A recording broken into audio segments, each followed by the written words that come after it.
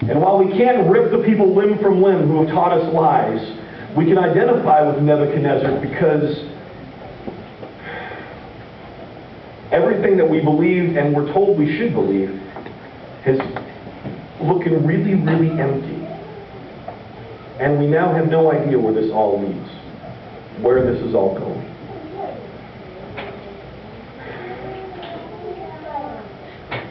My friends, right now there's a lot of people trying to tell us what's going to happen. A lot of people trying to tell us where we're going to go, because when we get afraid, we start reaching out and lashing out. We start trying to find something to hang on to. Verse 12, the king was furious when he heard this, and he ordered that all the wise men of Babylon be executed. You see, when we live in fear, freedoms get taken away. After 9/11, what happened? Freedoms got taken away because we live in fear. People believe we're on the verge of an economic collapse. What happens? Freedoms get taken away. We must be safe, so we'll give up our freedom to be safe.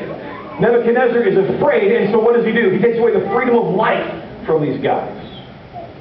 Because when we feel like we don't know what's going to happen, we'll start to grab on anything that we think we can find to give us some kind of security.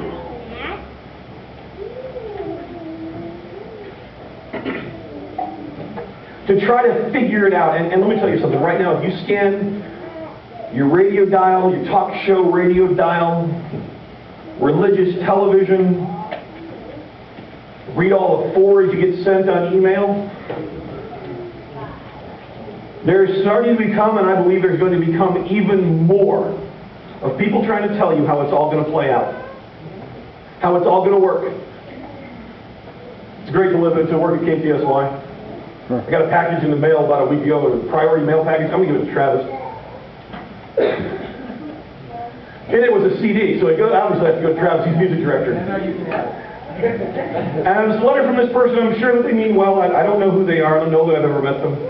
But they said, God's given me this, and I've been working on building this book and this CD that goes along with it, this whole thing. And now that we're at the door of Jacob's trouble, maybe I don't need to try to worry about getting all professional. This word just needs to get out there because we're on the edge of Jacob's trouble.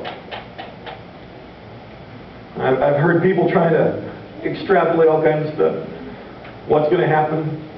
Been told that Barack Obama is the abomination that causes desolation, spoken about by the prophet Daniel. Travis is cool. He's got a lot of worship. His wife is the really cool one. She's funny. She's funny. She heard that, she went, ooh, he's the abomination.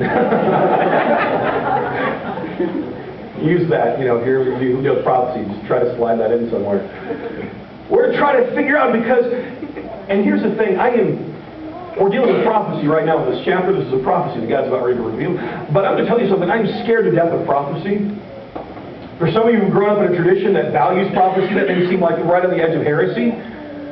But turn off the podcast recording and the video camera.